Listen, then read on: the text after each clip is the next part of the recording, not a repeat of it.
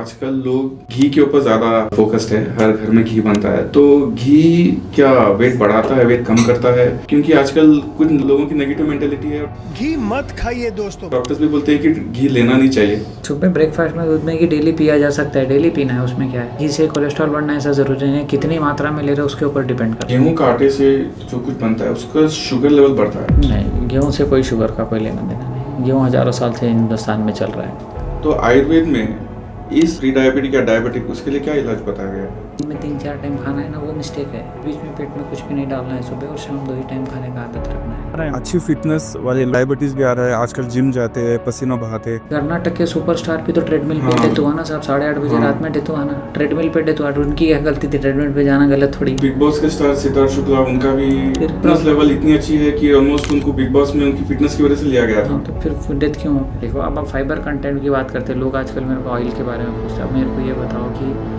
North में सरसों के तेल में सब्जी बनती है, साउथ में फिर केरला में कोकोनट ऑयल में सब्जी बनती है। तो फिर वो अपनी जगह करेक्ट है, वो अपनी जगह करेक्ट है ना। हम कौन होते बीच में बोल के कि ये मस्टर्ड ऑयल अच्छा नहीं या कोकोनट ऑयल अच्छा नहीं बोलने वाले। पंजाब पूरा मस्टर्ड ऑयल पे है, फिर क्या हो रहा है? पंजाब को मस्टर्ड ऑयल खाते हो, कुछ प्रॉब्लम हो रही क्या? पानी में भी क्या है, अगर जैसे पूरी बनानी है तो पूरी को पानी में गर्म करके उसमें छोड़ बना रहे और उसी पूरी को खा रहे, ये सही है क्या?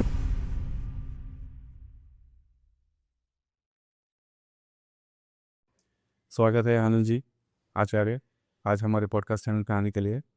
और आज आपसे आयुर्वेद के रिलेटेड हम कई सवाल पूछेंगे।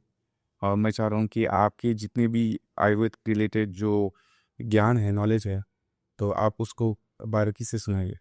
ठीक है, तो हम शुरू करने से पहले जस्ट आपसे चाह रहे थे कि आपका जो पैशन है आयुर्वेद में वो किस लिए है, और आप इतने साल से है, आपको क्या चीज़ अट्रैक्ट करते हैं आयुर्वेद में?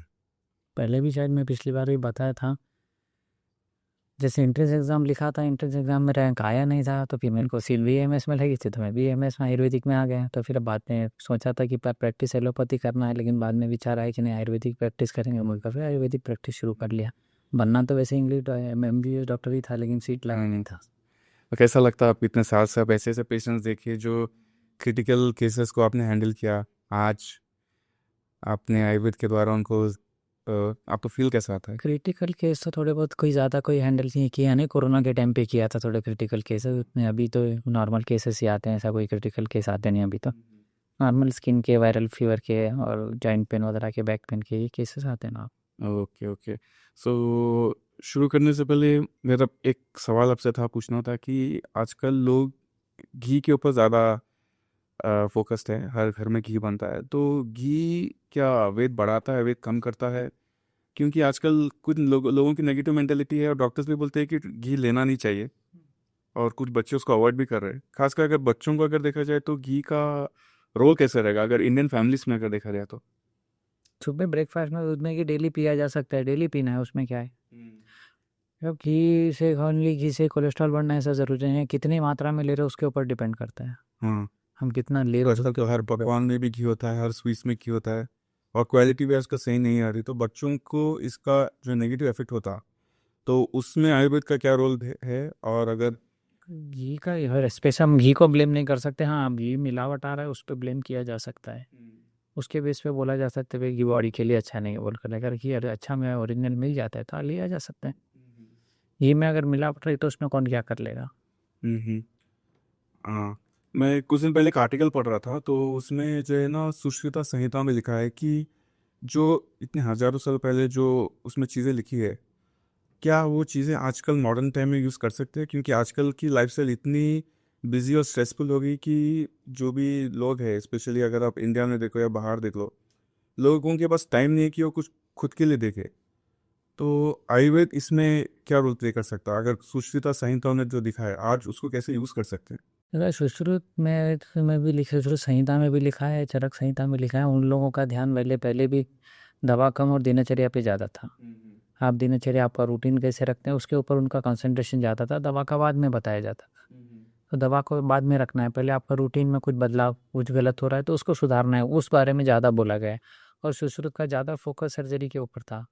चरक आचार्य का फोकस ज़्यादा मेडिसिन पे था। ये डिफरेंस है दोनों। तो आपने अभी दिनचर्या के बारे में बोला, तो आयुर्वेद के हिसाब से दिनचर्या होना कैसा चाहिए? दिनचर्या अभी अभी मॉडर्न लाइफ का दिनचर्या के ब्रह्म मुहूर्त के हिसाब से मॉडर्न लाइफ के हिसाब से अगर देखा जाए तो सब रात में 12 से 6 सोना है, रात को 12 से 6। सुबह 8 से पहले पहले मोशन से भी फ्री होना है। अच्छा, इस रूटीन को समझना है। और खान पीन का हिसाब कैसा होना चाहिए? खाने पीने में 2 टाइम वार्म वाटर पीने का आदत होना है और भोजन 2 ही टाइम लेना है। सुबह एक बार खाना है, शाम में एक बार खाना है, 2 ही टाइम खाना है भोजन। और कई जगह पर तो लिखा है कि 6:30 बजे तक या सूर्य अस्त होने से पहले तक खा लेना चाहिए। करेक्ट है। क्या ये सच है? अगर हाँ सच है तो आज की लाइफस्टाइल को, क्योंकि लोग कई ऐसे तो जो जॉब से आते हैं लेट, तो उनके लिए कि फॉलो होता नहीं ना सर, इसीलिए तो सुबह एक बार खा लेना है, रात में एक बार खा लेना। 6 बजे तो फॉलो होता नहीं, सब अपने अपने काम में बिजी शेड्यूल रहते हैं। कोई दुकान पे रहता है, कोई शॉप पे रहता है, कोई अपने ऑफिस में रहता है। तो सुबह एक बार खा लिए, रात में एक बार खा लिए। आध्यात्मिक या आयुर्वेद के हिसाब से बोला गया है 6 साढ़े 6 बजे खा लेना है, वो करेक्टली फॉलो होना थोड़ा मुश्किल है। करते हैं तो बहुत अच्छी बात है। तो मुझे पूछना था कि आयुर्वेद में इस दुख के बारे में क्या लिखा है? जो दुख जो आता है ना कि सैडनेस, तो आयुर्वेद में भी इसका जिक्र किया गया है। और इसमें रिसेंटली एक आर्टिकल भी पढ़ा जहाँ पे आयुर्वेद खासकर जो शारीरिक दुख है उसको निपटाने के लिए और मानसिक शांति के लिए आयुर्वेदिक रोल प्ले कर रहा। तो आप थोड़ा उसके बारे में बता सकते हैं? सर दुख के से लिए लड़ने के लिए तो आयुर्वेद में प्राणायाम मेडिटेशन के बारे में पहले ही बताए गए हैं। शारीरिक दुख रहो या मानसिक दुख रहो, उनसे अगर आपको लड़ना है तो आपको मेडिटेशन बताया गया है, प्राणायाम योग प्राणायाम बताए गए हैं। मन को, शरीर को कैसे शांत रखा जाए, मन शांत रहे तो शरीर शांत रहता है। दोनों का तालमेल है, शरीर और मन ब्रेन का। जैसे विचार अपने पास चलते रहते हैं वैसे शरीर में वैसे ही चेंजेस आते रहते हैं। शरीर ठीक रहता है, ब्रेन भी ठीक रहता है, तो दोनों का एक इंटरनल साइलेंट वे में कम्युनिकेशन चलते रहता है। तो मेंटल हेल्थ के बारे में आप थोड़ा बता सकते हैं कि मेंटल हेल्थ कैसा होना चाहिए? मतलब क्योंकि नेगेटिव विचार आते हैं, उसको खान पीन के द्वारा कैसा सही कर सकते हैं? मेडिटेशंस के अलावा जो एग्जैक्ट गाइडलाइंस है, खाने में क्या लेना चाहिए, क्या चीज़ों को अवॉइड करना चाहिए? इसलिए अवॉइड करने के लिए तो यही है सबसे इम्पोर्टेंट कि आपको पैक्ड जूसेस, पैक्ड फूड वगैरह सब अवॉइड कर, फर्मेंटेड फूड सभी अवॉइड करना है। आप प्रोफेशनली बेसिस पे कभी लेना चाहे तो अलग बात है। फर्मेंटेड फूड सारे अवॉइड करने के लिए पैक्ड जूसेस भी अवॉइड करना है। फ्रेश जूस पिया जा सकता है, कूल ड्रिंक्स, फ्रिज वाटर, ये सब जितना हो सकता है अवॉइड करना है। तो जितना हो सके घर का खाना खाना है रहेगा बेस्ट रहता है। 2 ही टाइम खाने का आदत रखना। और अपनी बॉडी से डिजीज कुछ बनते हैं तो उसको फ्लश आउट करना है, तो सबसे अच्छा आंसर वार्म वाटर है। वार्म वाटर कितने बार लेना चाहिए? 2 टाइम तो एटलीस्ट सुबह शाम वार्म वाटर तो लेना चाहिए। तो हर एज के लिए और कुछ टाइम मिल जाए तो थोड़ा तो भी फिजिकल एक्टिविटी कर लेना है, थोड़ी तो भी 5 मिनट तो 10 मिनट की, उतनी भी अगर आपके पास टाइम मिल जाती है तो सुबह सुबह थोड़ा सा हल्का फुल्का 5-10 मिनट जितना कुछ जो भी अपने को समझ आता है, आप गूगल पे, नेट पे सर्च करके, यूट्यूब पे देख कर, आप कोई भी जो एक्सरसाइज समझ में आती है थोड़ी बहुत फिजिकल एक्टिविटी कर लेना है ताकि दिन भर अपन एक्टिव रहे। सर एक और एक चीज़ पूछना था कि गेहूं का आटे से जो कुछ बनता है उसका शुगर लेवल बढ़ता है? नहीं, गेहूं से कोई शुगर का कोई लेना देना नहीं। गेहूं हजारों साल से हिंदुस्तान में चल रहा है। अच्छा, आज हम आपके लिए ऐसे मिथ्स निकाल कर रखिए कि मल्टीग्रेन का आटे के मल्टीग्रेन, देखो सर, मल्टीग्रेन आटा लेना बुरी बात नहीं है, मल्टीग्रेन आटा भी बॉडी के लिए अच्छा है। लेकिन यहाँ पे गेहूं से प्रॉब्लम आ रही है, ये गलत है। अभी नया बोला जा रहा है कि ग्लूटेन एलर्जी होती है ग्लूटेन की वजह से, ऐसे कुछ नहीं होता है। वैसे आपके इंडाइजेशन के ऊपर डिपेंड करती है डिजीज़। लेकिन एक सवाल यहाँ पे आता है कि अगर हम लोग मल्टीग्रेन का आटा खाते हैं, क्योंकि हर अनाज की हर अलग क्वालिटी है, अगर मैं गेहूं, ज्वार या फिर और कुछ मिला के इसमें खाऊं या रागी, तो क्या बॉडी के लिए ये अलग अलग गुण सही रहेगा? क्योंकि अगर ज्वारी के लिए देखा जाए तो बॉडी को अलग बेनिफिट्स प्रोवाइड करता है, गेहूं अलग प्रोवाइड करता है किसी भी तरह से। तो अगर तीनों एक ही चीज़ मिलेंगे, 4 अनाज एक साथ मिला के अगर उसकी रोटी खाएंगे तो क्या बॉडी के ऊपर नेगेटिव असर पड़ सकता है? नहीं पड़ता है। अच्छा, नेगेटिव असर नहीं पड़ता है। देखो हम कौन से प्रांत में रहते हैं उसका भी बहुत मायने रखता है। जैसे अब आप मल्टीग्रेन की बात करें, ऐसे मल्टीविटामिन के हिसाब से सोचा जाए तो मल्टीग्रेन का आटे की रोटी खाई जा सकती। ओनली गेहूँ खाना भी कोई बुरी बात नहीं, मिला पूरे ग्रेन से मिलाकर भी खाना बुरी बात नहीं। अब यहाँ पर सबसे इम्पोर्टेंट बात मल्टीग्रेन की नहीं, सबसे इम्पोर्टेंट बात रहती है हम कौन से एरिया में रह रहे हो, अपनी डाइजेस्टिव कैपेसिटी कितनी है, वो सोचना का विषय है इधर। जैसे फॉर एग्जांपल आप बोलेंगे मल्टीग्रेन, यहाँ पर साउथ की तरफ अगर आ जाओ तो राइस का इस्तेमाल, नॉर्थ की तरफ चले जाओ तो गेहूं का इस्तेमाल करता है। तो ये पर हम कौन से स्टेट में रहते वो मायने रखता है। इधर अपन मल्टीग्रेन एक स्पेसिफिक एक आदमी के हिसाब से नहीं बात कर सकते ना, लेकिन अगर आप मेरे को इन जनरल मेरे को पूछ रहे मल्टीग्रेन आटा खा सकते तो बिल्कुल खा सकते, गेहूँ खा सकते हो तो बिल्कुल खा सकते, कोई इश्यू नहीं है गेहूँ से। ये सिर्फ सिनारियो बनाना है ग्लूटेन आपने तो मिथ पूरा क्लोज कर दिया कि गेहूं का आटा खा सकते हैं, मतलब ऐसा कोई इश्यू नहीं। में ग्लूटेन एलर्जी कोई ऐसा विषय है ही नहीं। आपकी इंटेस्टाइन वीक रही तो गेहूँ नहीं पचता है, तो हम उसका नाम दिया जाता है कि ग्लूटेन एलर्जी हो रही है आपको। उसमें गेहूँ का दोष नहीं है, आपकी इंटेस्टाइन का प्रॉब्लम। आप अपने इंटेस्टाइन को ठीक करो, ग्लूटेन एलर्जी है, कोई इश्यू नहीं आएगा। सर मुझे ये जानना था कि डायबिटीज जो आजकल बहुत कॉमन हो गई इंडिया में, और इंडिया में तकरीबन 3 में से 1 बंदा प्री डायबिटिक का शिकार हो रहा है, तो आयुर्वेद में इस प्री डायबिटिक या डायबिटिक उसके लिए क्या इलाज बताया गया है? तो इलाज में इसमें मेडिसिन में जाने की ज़रूरत नहीं है सर। इसमें पहले तो आपको रूटीन में 2 टाइम की खाने की आदत रखे तो आपका प्री डायबिटिक नॉन डायबिटिक हो जाता है।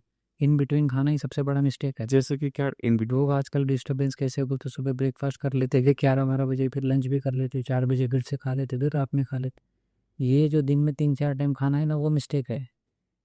बीच बीच में पेट में कुछ भी नहीं डालना है, सुबह और शाम 2 ही टाइम खाने का आदत रखना है। 2 मील्स के बीच में एटलीस्ट 6 to 7 आवर का गैप रखना है, तो आपको प्री डायबिटिक नॉन डायबिटिक किया जा सकता है। सही। बहुत सारे पेशेंट को मैं किया हूँ इसे बगैर मेडिसिन दिए भी। तो मतलब उनका फूड का हैबिट, लेकिन उसके बावजूद भी अगर आपको डायबिटिक है तो चेक कर लेते रहना है। कब मान लो किसी को नहीं भी होता है तो, लेकिन डाइट तो यही फॉलो करना है, डायबिटिक हो या प्री डायबिटिक हो या नॉन डायबिटिक हो। तो आपने भी डायबिटिक के बारे में बताया। आजकल आपने भी न्यूज़ कई बार सुना होगा कि आजकल यंग लोग, स्पेशली अगर देखा जाए तो 30, 32, 35 आ रहा है, अच्छी फिटनेस वाले डायबिटीज़ भी आ रहा है, डायबिटीज भी आ रहा है। आजकल जिम जाते हैं, पसीना बहाते हैं, और डाइट भी इतना अच्छा प्योर रखते हैं कि बाहर का कोई तला वाला नहीं। हार्ट स्ट्रोक भी आ रहा है। हार्ट स्ट्रोक भी आ रहा है। तो ये सारी चीज़ें जो आजकल खासकर इंडिया में बहुत हो रही है, सब इसमें सबसे बड़ा रीज़न है sir evening gym. Evening exercise नहीं करना है, इवनिंग जिम नहीं जाना है, वो सबसे बड़ा मिस्टेक है। अगर किसी के पास टाइम टेबल ना हो, सुबह अगर वो जाता है, किसी की नाइट ड्यूटी होती है, नहीं जाना है जिम। 10 मिनट अपने आप के लिए 10 मिनट सुबह शाम निकाल के हल्का एक्सरसाइज कर लेना है। ज़रूरी नहीं ना 1 घंटा निकाल के एक्सरसाइज करना है, 10-15 मिनट में भी तो एक्सरसाइज किया जा सकता है। छोटा मोटा हल्का फुल्का एक्सरसाइज कर लेना काफ़ी है। करना है तो सुबह करना है, नहीं तो नहीं जाना है शाम में। करना ही नहीं है शाम में, नेचर के अगेंस्ट है शाम में जिम करना है। तो इवनिंग में जो एक्सरसाइज कर रहे हैं, कहीं ना कहीं वो एक रीज़न है जो यंग एज में लोगों को हार्ट अटैक आना। तो अगर इवनिंग के बाद उतना ही कि आपके कर्नाटक के सुपरस्टार पे तो ट्रेडमिल पे डेथ हुआ ना साहब, 8:30 बजे रात में डेथ हुआ ना, ट्रेडमिल पे डेथ हुआ। उनकी क्या गलती थी, ट्रेडमिल पे जाना गलत थोड़ी। बिग बॉस के स्टार सिद्धार्थ शुक्ला, उनका भी फिर रात की जिम और उनकी फिटनेस लेवल इतनी अच्छी है कि ऑलमोस्ट उनको बिग बॉस में उनकी फिटनेस की वजह से लिया गया। हाँ, तो फिर डेथ क्यों हो फिर? तो ये रात में जिम जाना ही गलत है, अननेसेसरी एक्सेस प्रोटीन पाउडर लेना ही गलत है। आपकी बॉडी के रिक्वायरमेंट के हिसाब से आपको डाइट लेना है बस। आपका फिजिकल एक्सर्शन कितना है उसके हिसाब से, और वो भी सुबह मोशन क्लियर होने के बाद ही जिम जाना है। मोशन भी क्लियर नहीं हुआ तो उस दिन भी जिम नहीं जाना है। आपने एक बात अच्छी निकाली कि डाइट और ये मॉर्निंग का जिम काफ़ी इंपॉर्टेंट है आपके इम्पॉर्टेंट। लेकिन जो लोग जिम मॉर्निंग जाते हैं, आजकल लोग प्रोटीन पाउडर लेते हैं, या फिर जो मार्केट का जो रेडीमेड प्रोटीन पाउडर के अलावा घर में जो जिम जाते हैं, जो फिटनेस को ज़्यादा इंपॉर्टेंस देते हैं, आयुर्वेद के हिसाब से क्या है उनका प्रोटीन, आयुर्वेद कैसा उसको कंप्लीट कर सकता है, इसके ऊपर आप कुछ बता सकते हैं? प्रोटीन पाउडर मेरे हिसाब से तो अवॉइड ही करना है। आप अगर ड्राई फ्रूट्स का मिल्क शेक वगैरह कुछ ऐसे बना के पीना चाहे तो फिर इसको आइडिया दे सकते हैं कैसा बना सकते हो, उसको क्या ड्राई फ्रूट डालना चाहिए? बादाम का जो जितने भी ड्राई फ्रूट है सब में कुछ ना कुछ क्वालिटी है ही ना। ऐसे नहीं बोल सकते कि इसमें कुछ ज़्यादा इसमें कुछ कम, सब में कुछ ना कुछ है। हम डिस्कार्ड किसी को नहीं कर सकते ये ख़राब ही अच्छा, किसी में कुछ है किसी में कुछ है। तो आप ड्राई फ्रूट का जूस या शेक बना कर ले लो, दूध के साथ ले लो, पानी के साथ ले लो, वैसे भी लिया जा सकता है। अब हर्बल के हिसाब से अश्वगंधा पाउडर ले लो, वो भी लिया जा सकता है। ये ले लेना ज़्यादा बेहतर है compare to protein powder. Ashwagandha और शिलाजीत, ये भी काफ़ी नाम सुने आयुर्वेद में, इसको भी ज़्यादा यूज़ करते हैं एनर्जी ग्रोथ करने के लिए। इसका क्वांटिटी कहीं ना कहीं बताता है कि थोड़ा सा लेना चाहिए। शिलाजीत का क्वांटिटी कम लेना है साहब, 1 स्पून तक 1 टीस्पून तक अश्वगंधा लिया जा सकता है। ये किसी भी एज के बच्चों, किसी भी एज के लोगों को लेकर तो ज़्यादा, जैसे बच्चे बड़े, और जो प्रोटीन पाउडर की आप बता रहे थे जो घर में हम लोग बना के पी सकते हैं। इसके अलावा जो डाइट है, हम लोग अपने डाइट में कैसे प्रोटीन को कंज्यूम कर सकते हैं इन ड्राई फ्रूट्स के, मिल्क शेक्स और जूस के अलावा? मिल्क शेक उसमें यार ड्राई फ्रूट्स में प्रोटीन है बोलकर नहीं है ना, सभी वेजिटेबल्स में भी प्रोटीन है, रोटी सब्जी में, हर एक में, अपने राइस में भी, दाल में, सब में प्रोटीन है। हाँ, हम कितना डाइजेस्ट कर पाते हैं और हम कितनी अपनी फिजिकल एक्टिविटी उस पर डिसाइड होता है। कोई ऐसे फाइनल कंडीशन नहीं कि इतना इतना खाना है। ये कैलकुलेटर से नहीं चलती ना लाइफ कि कितना वजन तोल के खाना है, कितने ग्राम खाना है, ऐसे नहीं चलती लाइफ। आपका एक्टिविटी कितना है उसके हिसाब से आपकी डाइट रहती है, और सबका इंडिविजुअल है वो। कोई कंपलसरी हार्डकोर रूल नहीं है कि भाई इतना इतना होना ही है अपने को। आपकी एक्टिविटी कम है आपको कम चाहिए, आपकी एक्टिविटी ज़्यादा है आपको एक्टिविटी ज़्यादा चाहिए, बस। ऐसे कोई भी ये बोलना गलत है कि भी इतना डेली इतना प्रोटीन चाहिए बॉडी को, ये गलत है। उनकी एक्टिविटी नहीं रहेंगे तो एक्सेस प्रोटीन देखिए क्या करने वाले हैं। एक्टिविटी है तो बिल्कुल प्रोटीन एक्सेस खाना है, नहीं एक्टिविटी है तो डाइट कम करना है। एक्सेस आपका प्रोटीन भी जाकर भी तो आपको प्रॉब्लम ही देने वाला है ना, उसके पीछे आपको एक्टिविटी चाहिए तब आप एक्सेस प्रोटीन ले सकते हैं। सर वो एक और चीज़ पूछना था कि पिंपल्स का ज़्यादा आजकल कॉमन प्रॉब्लम हो गया आजकल, एक टेंडर एज क्रॉस करने के बाद। हाँ साहब, पिंपल में भी देखो हार्मोनल चेंजेस की वजह से पिंपल्स आते हैं, लड़कियों को भी आते हैं लड़कों को भी आते हैं। वो जनरली एज फैक्टर रहता है, 30 से लेके 13 के बाद 22 तक आते हैं वो जनरली, कुछ 7-8 ईयर्स में आते ज़्यादा हैं। उसमें भी मेडिसिन के रोल कम है। मेडिसिन देते हैं, आयुर्वेदिक डॉक्टर भी देते हैं, एलोपैथी डॉक्टर भी देते हैं, और सबके पास अपना अपना ट्रीटमेंट है। नहीं है बोलकर नहीं है, नहीं जाना है ट्रीटमेंट वाइज, नहीं जाना है बगैर ट्रीटमेंट वाइज जाना है तो रूटीन ही इंपॉर्टेंट है। अगर आप देर से सोने वाले हैं तो आप वो दूसरे दिन पिंपल्स मिलने ही वाले हैं फेस पे।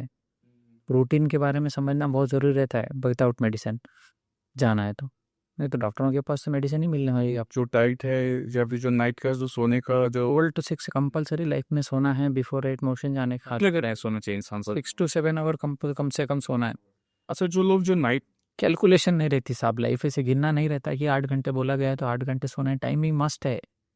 मैं 12 to 6 क्यों बोल रहा हूँ, वो तो उसी टाइम पे ही सोने का टाइम है। हम ऐसे लाइफ को काउंट नहीं कर सकते कि 2 बजे सोऊंगा, 3, 4, 5, 6, 7, 8, 9, 10, सुबह 10 बजे उठूंगा बोलते, वो मतलब का नहीं है ना। नहीं, नींद आपका होना है 12 to 6, ये हार्डकोर रूल है। अब किसकी जॉब है, नाइट जॉब है, उसकी मजबूरी है तो हम उसमें कुछ नहीं कर सकते। नेचर का टाइमिंग लेकिन यही है सोने का।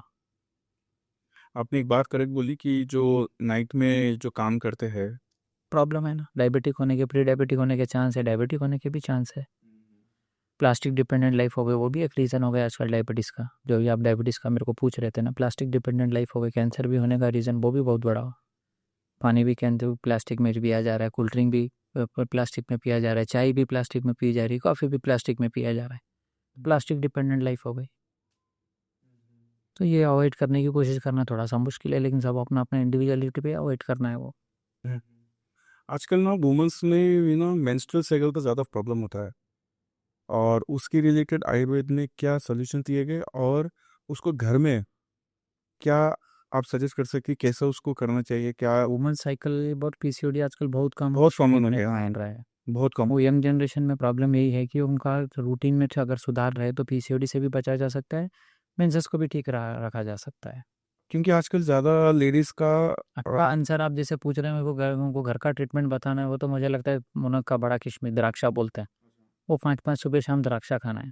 उसको कैसा खाना? डायरेक्टली खाया जा सकता है, या दूध से भी लिया जा सकता है, पानी से भी लिया जाए, उससे भी अगर आपको अगर खाते हैं तो वो मेंसेस को अपने ठीक रख सकते। अच्छा, और कई बार तो ऐसा भी हुआ है कि पीसीओडी की वजह से अनबेरेबल पेन भी होता है, होता है ना। तो इस कंडीशन में आयुर्वेद का क्या रोल हो सकता है?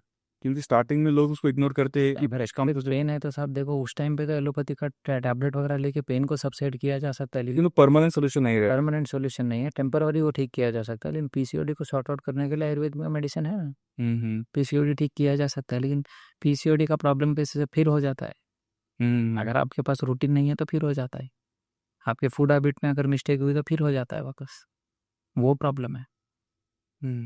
तो आप मुझे ना एक एक ऐसा डाइट बताइए, मतलब जो बेसिक घर में ही मिले, कितना क्वांटिटी मिलाना चाहिए, क्या क्या लेना चाहिए, और कौन सी चीज़ों को अवॉइड करना चाहिए जो जनरेशन आज फॉलो नहीं कर रही।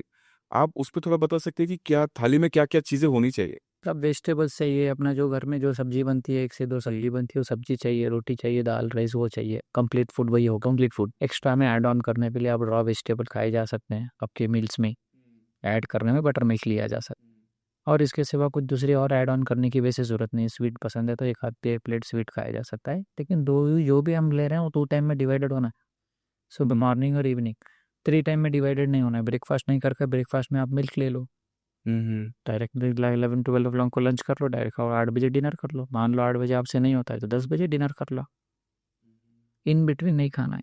इन बिटवीन मान लो अगर आपको भूख लग भी गई, फ्रूट्स है, जूस है, सलाद है, ये लिया जा सकता है। आजकल ना जिम ट्रेनर्स एक डाइट प्लान बनाते हैं, मैं कई बार सुना था कि एवरी 2 घंटे में खाना चाहिए, नहीं सच है? गलत है ना। और उनको एक ऐसा डाइट होता है कि मान लो 9 बजे सुबह उन्होंने किया, फिर 11 साढ़े 11 बजे कुछ उनको लेना चाहिए, फिर 1 डेढ़ बजे, फिर 3 बजे, मतलब उनको अगर दिन में अगर 12 घंटे है या 8 घंटे है, तो कम से कम 4 से 5 बार उनको एवरी 2 से 3 घंटे का गैप रखने का आना चाहिए। ये सच है? गलत है मेरे हिसाब से तो गलत है। आयुर्वेद में इसको कहीं भी लिखा नहीं है कि आपको एवरी 2 घंटे में खाना चाहिए। अब 2-2 घंटे कैसे खाएंगे तो काम कब करेंगे फिर अपन? हम अपना काम छोड़ के यही काम करेंगे, 2-2 घंटे से खाते बैठेंगे, ये होने वाली चीज़ नहीं है, पॉसिबल नहीं है। बोलना आसान है डाइटिशियन के लिए कि ऐसे खाओ, मालूम है उनको पॉसिबल तो है नहीं। ऐसे पार्ट में नहीं खाना है, सुबह शाम ही खाना है, बीच में भूख लग गया वेजिटेबल खा लेना, सिंपल रखना है डाइट को, क्वांटिटी जितनी सीजन फ्रूट्स वगैरह मिल सकते हैं तो सभी खा सकते हैं, सभी सीजनल फ्रूट जो सीजन में आ रहे हो सभी फ्रूट खा सकते हैं। हम अपनी तरफ से सब शुगर आइज ऐड नहीं करना है, जैसे नेचुरल कंटेंट फॉर्म में उसी का खा सकते हैं, वैसे रॉ फॉर्म में भी खाया जा सकता तो जो जूस बनाने का ना जो उसका जो वेस्ट होता है ना, जैसे मान लो अगर मैंने संतरा या मौसम्बी का जूस बनाया, उसका जो वेस्ट होता है उसको तो हम कंज्यूम नहीं करते। अगर हमें सिर्फ जूस ही पिया तो उसमें क्या कुछ शुगर लेवल बढ़ है। भी चलता है, डायरेक्ट रॉ फ्रूट भी खाया जा सकता है, फ्रूट में इतना ही फाइबर कंटेंट जाता है, जूस से फाइबर कंटेंट नहीं पहुंचता बॉडी में, डिफरेंस इतना ही है। अच्छा। डायरेक्ट फ्रूट खाने से फाइबर कंटेंट भी जाता है जूस में, डायरेक्ट प्लेन जूस जाता है, फाइबर कंटेंट हम निकाल देते हैं। फाइबर की आपने बात की, तो आप मुझे बता सकते हैं कि आयुर्वेद में सबसे हाई और रिच फाइबर कौन सी चीज़ है, कौन से आइटम्स है जो खा सकते हैं? जैसे अगर से वेजिटेबल्स हो गया। सभी वेजिटेबल्स में फाइबर कंटेंट है ना साहब, सभी फिर दाल में वगैरह में, रोटी की सब में फाइबर कंटेंट है, सब चीज़ में डिवाइडेड है साहब, ऐसे छांटा नहीं जा सकता कि इसमें इतना है इसमें इतना है।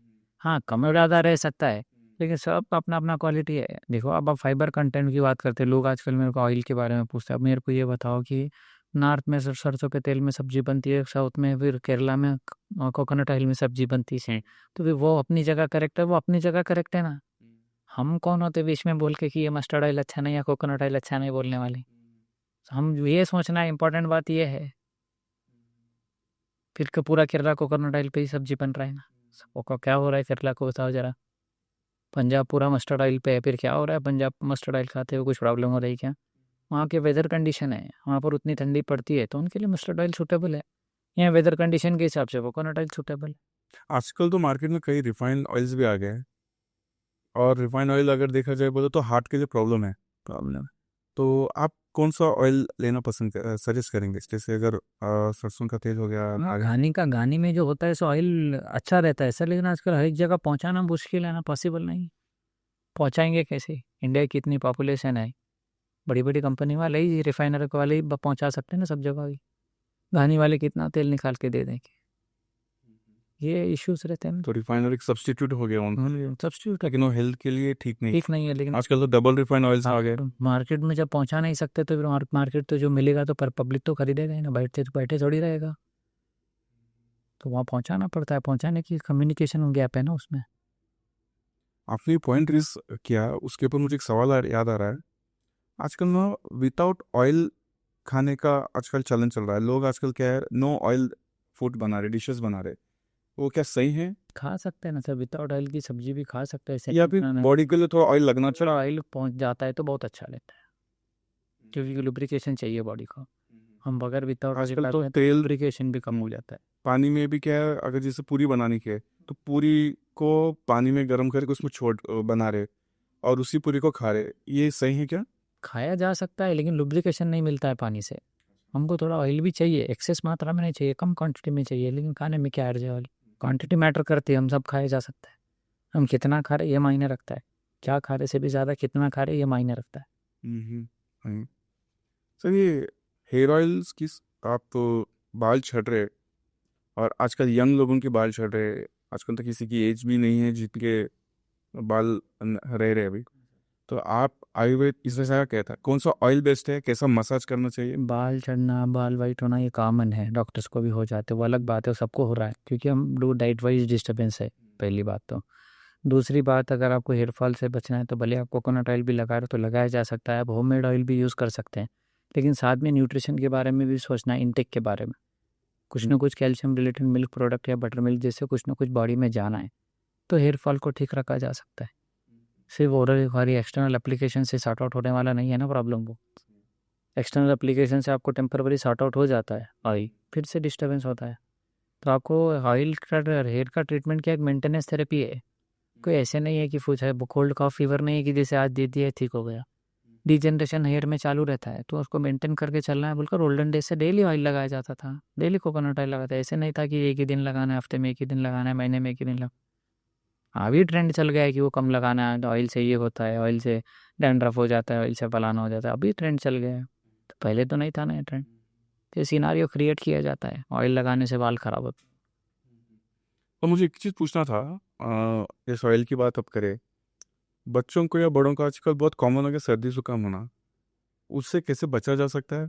और आयुर्वेद ऐसी कौन सी चीज़ें जो हैबिट्स है उसके ऊपर फोकस करता है कि ये करेंगे तो आपको सर्दी जुकाम जो कॉमनली हो रही है वो नहीं होगा? तो आप इसमें कुछ बता सकते उसमें सौंठ काली मिर्च का पाउडर बखर बनाकर अपने घर में रख लो, दूध में नहीं तो पानी में बॉईल करके बच्चों को पिला दो, बड़ों को पिला दो।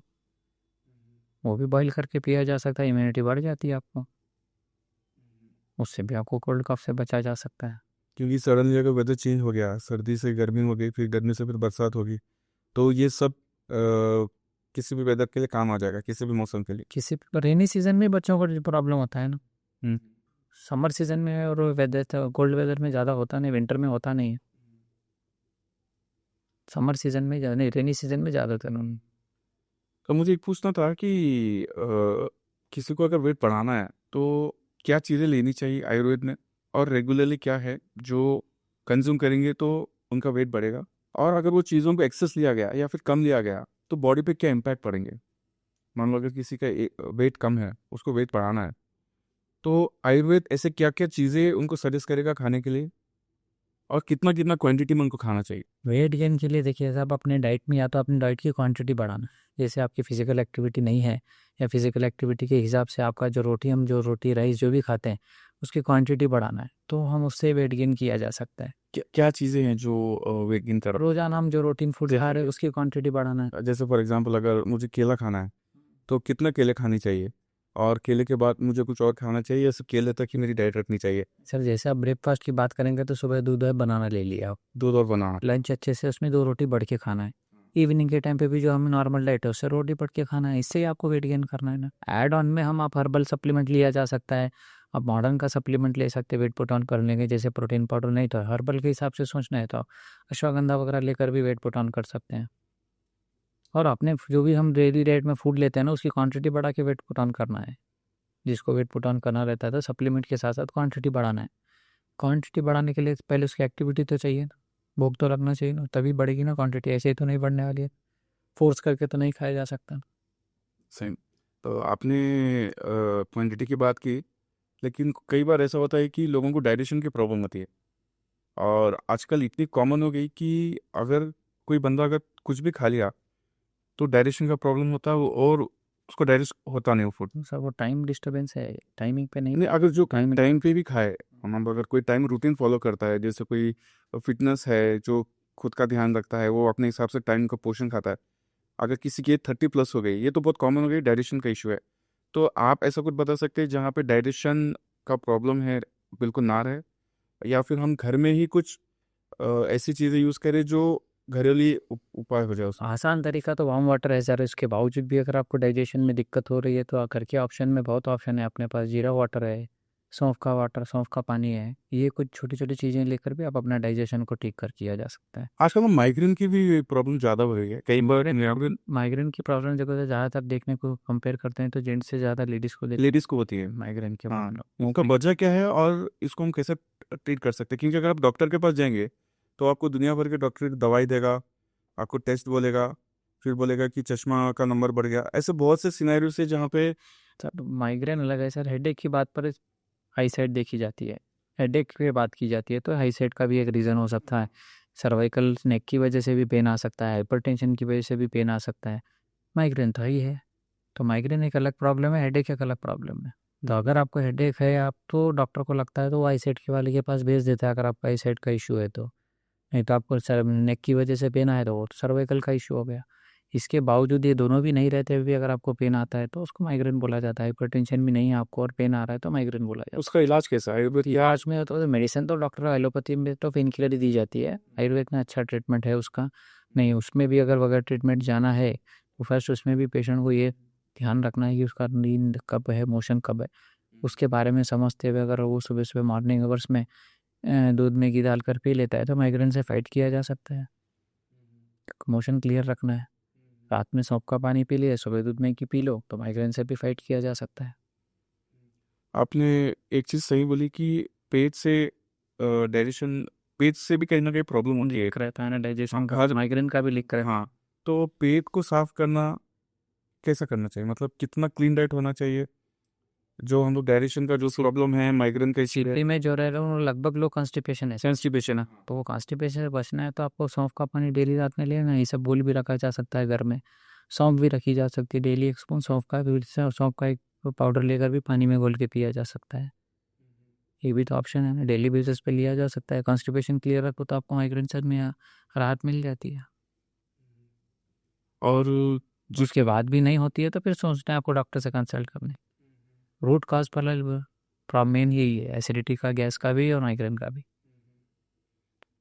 एसिडिटी के साथ साथ में आजकल में कई लोगों को चश्मा लग रहा, और यंग एज में है जो लोगों को चश्मा, बच्चे से बच्चे स्कूल जा रहे हैं आजकल, तो 6-7 साल के बच्चों को भी चश्मा लग रहा। तो कैसा इन सारी चीज़ों को, क्योंकि बच्चे को तो पता नहीं ना कि उसकी विजन कम है, उसको चश्मा लग रहा, क्या खाने पीने में चेंज होगा, या अगर खाना पीना हम लोग चेंज करेंगे तो क्या उसकी आंखों की रोशनी बढ़ सकती है, चश्मा हट सकता है उसको?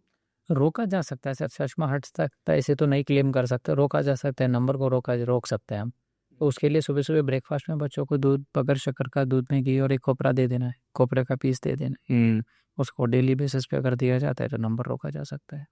अगर मीठी में देना चाहिए तो बच्चों को क्या देना चाहिए? क्योंकि आजकल शुगर तो इतना कॉमन हो गया है कि बच्चे सुबह से लेकर शाम तक चॉकलेट, बिस्किट, आजकल केक, हर चीज़ में शुगर तो कहीं ना कहीं मिल के इसे कम देना है ना मीठा, अपने को ज़्यादा देना ही। उसका कुछ ऑल्टरनेट है शुगर के अलावा? शुगर के अलावा अल्टरनेट मिश्री है, मिश्री है, नहीं तो जैगरी है, गुड़ दे सकते हैं। 2 ऑप्शन है। तो गुड़ और मिश्री जो है हम कितना भी क्वांटिटी दे सकते हैं, उसमें कुछ है जैसे 1 चम्मच 2 चम्मच तक? क्वांटिटी ऐसे कोई एक्सेस खा भी नहीं सकता, थोड़ा एक्स्ट्रा भी गया तो कोई इशू नहीं है ज़्यादा। गुड़ भी बेस्ट रहता है, मिश्री भी अच्छी रहती है, लेकिन दूध वगैरह पीना है तो विदाउट शुगर का ही पीना है। एक और एक चीज़ मुझे आपसे पूछना था कि जो 30+ जो लोग होते हैं उनको लेग्स पेन, बॉडी पेन, वो इतना फिजिकल एक्टिविटी नहीं करते, उनको हो रहा है, और ये क्यों हो रहा है, इसका रीज़न क्या है? दूसरी चीज़, हम इसको आयुर्वेद के तरीके से कैसे टैकल कर सकते हैं? लेग पेन, बॉडी पेन के लिए लेग पेन्स या बॉडी पेन्स, या फिर हर 3 दिन 4 दिन में उनको मतलब सर दर्द देना, मतलब उन्होंने इतना फिजिकल एक्टिविटी किया नहीं, मतलब घर घर में ही रहे, ज़्यादातर घर का ही काम होगा। स्पेशली अगर लेडीज़ की बात किया जाए तो उनको सबसे ज़्यादा सर दर्द होता है, जैसे अगर वेदर चेंज हुआ या फिर घर में थोड़ा काम 1-2 दिन कभी ज़्यादा हो गया, या बॉडी पेन ही मान लीजिए, तो उसको क्या ऐसा कर सकते हैं? तो उनका पर सबसे बड़ी न्यूट्रिशन की तरफ ध्यान देना, उनका डाइट कैसा है, फूड में कुछ फ्रूट्स वेजिटेबल्स कुछ ले रहे नहीं ले रहे वो देखना है, रात में टाइम पे सो रहे नहीं सो रहे वो देखना है, मोशन ठीक है नहीं वो देखना है। वो सब ठीक रहने के बावजूद भी हो रहा है तो कंसंट्रेट करना है कि भाई उन लोगों को सप्लीमेंट, सपोर्टिव सप्लीमेंट देने पड़ जाते हैं। वो मॉडर्न से जाओ या आयुर्वेदिक से जाओ अलग बात है, सप्लीमेंट देने पड़ जाते हैं। वो जनरली जेंट्स से ज़्यादा लेडीज़ को रिक्वायरमेंट रहती है, तो सप्लीमेंट से सॉर्ट आउट हो जाते हैं। आपने न्यूट्रिशन की बात निकाली, आप मुझे बताइए कि 30+ लोगों के लिए क्या न्यूट्रिशन लेना चाहिए जो उनके खाने में उनको मिलती नहीं, जो उनको बाहर से लेना चाहिए? बाहर से सब नहीं, खाने में सब मिलता है, नहीं, जैसे मान लो अगर, बाहर से ऐसा कुछ लेने की जरूरत अच्छा, तो मतलब किसी भी चीज़ का सप्लीमेंट लेना नहीं चाहिए अगर 30+ एज के बाद? जरूरत नहीं। ज़रूरत नहीं, सिर्फ घर का ही कोई अगर उसको लग रहा है, वीकनेस लग रहा है, तो हर्बल सप्लीमेंट लिए जा सकते हैं। घर के खाने में सारे सभी चीज़ें मिल जाती है, हमको डेली बेसिस पे अलग अलग वेजिटेबल मिल ही जाती है हर घर में, तो सप्लीमेंट उससे मिल ही जाते हैं। एक और एक चीज़ मुझे पूछना था, आजकल ना लोगों को सपोर्ट में चाहिए तो हर्बल का सपोर्ट भी लिया जा सकता है। पेशेंट मॉडर्न में इंटरेस्टेड है तो मॉडर्न का पाउडर भी लिया जा सकता है सप्लीमेंट के तौर पे। कोई टैबलेट खाने में इंटरेस्ट है तो टैबलेट भी ले सकता है, नहीं है तो अपने बाकी वेजिटेबल फ्रूट से हमको सारे सप्लीमेंट्स मिल जाते हैं। एक और एक चीज़ मुझे पूछना था कि मान लो आजकल ना लोग सब्जी या फिर कोई भी दाल वगैरह जो भी चीज़ होती है ना, 2 दिन के बाद में 3 दिन के बाद में खाते हैं, क्या आयुर्वेद में इसको अलाउ किया गया? कौन खाता है 2-3 दिन के बाद? आजकल लोग फ्रिज में रखते हैं, मान लो आज अगर बना दिया फ्रिज में रख दिया, उसके मान लो नेक्स्ट डे खा लिया। न्यूट्रिशनल वाइज तो कम हो जाती है सर, दूध 24 आवर रोज में 12 आवर में तो कुछ होता नहीं, 12 घंटे में तो ज़्यादा कुछ होता नहीं है। 2 दिन में मैं तो ख़राब हो ही जाती हूँ, ख़राब उसके न्यूट्रिशनल वैल्यूज़ कम हो जाते हैं। जैसे हम फ्रिज में रख लिए, रेफ्रिजरेटर में रखे, नेगेटिव हेल्थ इशू पड़ सकता है। आता है ना, नेगेटिव हेल्थ इशू आएगा। वो दिख के नहीं आता है, लॉन्ग टर्म में आते हैं। लॉन्ग टर्म इमीडिएट ऐसे नहीं दिख के आते हैं, साइड में उसके बैड इफेक्ट जो। कोशिश फ्रेश खाने की रखना है, फिर भी 12 आवर्स ओल्ड है तो भी चलता है। 24 आवर वाला थोड़ा ज़्यादा हो जाता है। 24 आवर्स वाला। मुझे एक और एक चीज़ पूछना था कि आजकल ना नाइट क्रेविंग ज़्यादा होती है लोगों को, मतलब 2 बजे 3 बजे रात को खा लेंगे। वैसे तो आयुर्वेद में इसको मना किया गया है, अगर एक्सट्रीम लेवल पे हो तो क्या कुछ ऐसे आइटम्स हैं जो हम खा सकते हैं? और आयुर्वेद नाइट क्रेविंग हो रही हो तो नाइट में कुछ खाना है, हाँ नाइट में खाने की आदत वाली बात है, लोगों को आदत हो गई उस टाइम पे खाने की, बोलकर नाइट क्रेविंग है।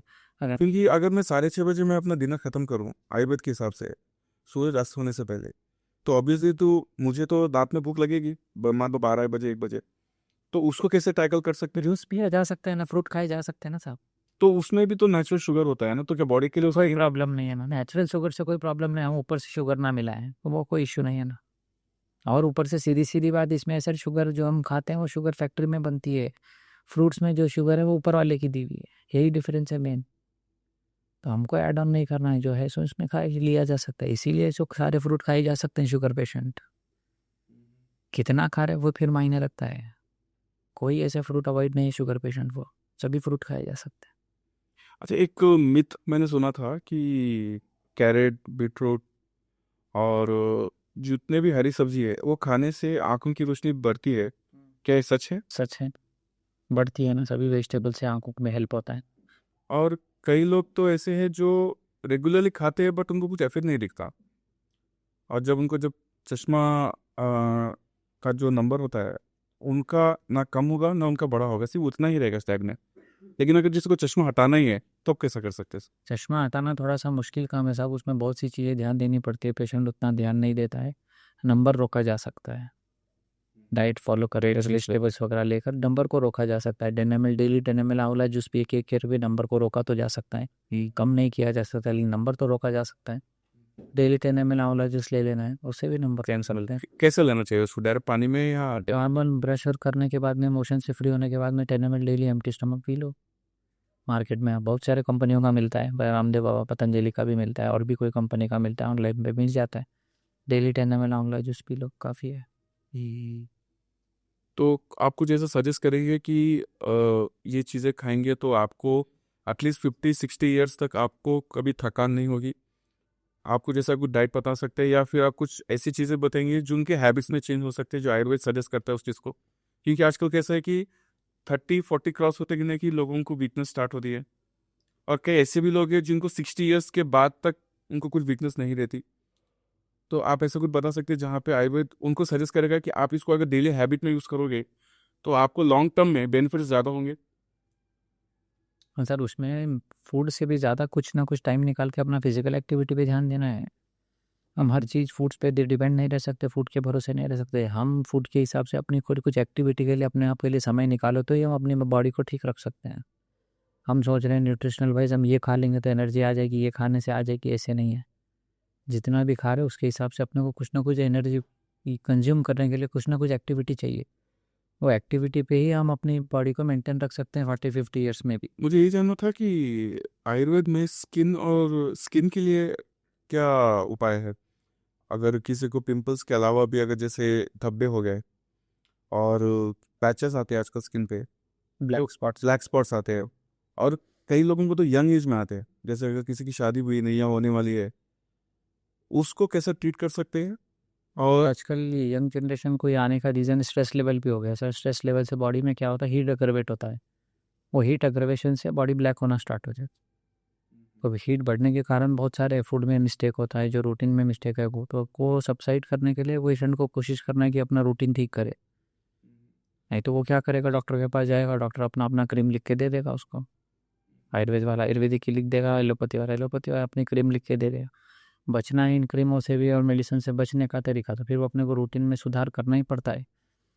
डेली रेजिमेंट नहीं सुधारते ना, जब तक आपको ट्रीटमेंट में रिजल्ट नहीं मिलने वाले हैं कोई भी चीज़ में, ना एसिडिटी में मिलने वाला है ना स्किन इशू में मिलने वाला है।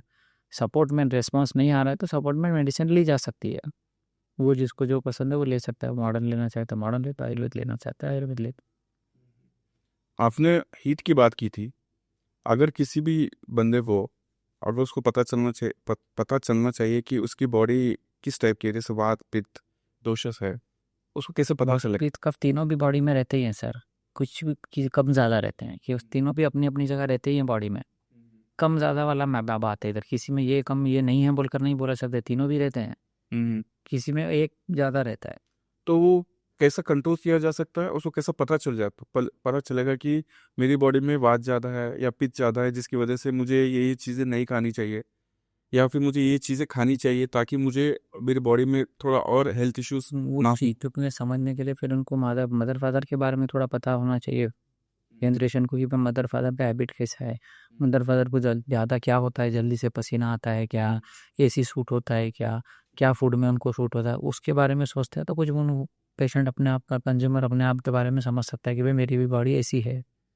वात पित्त कफ के बारे में समझना थोड़ा सा मुश्किल है, लेकिन वो देखते देखते रोज हैबिट में ध्यान रखते रखते समझा जा सकता है।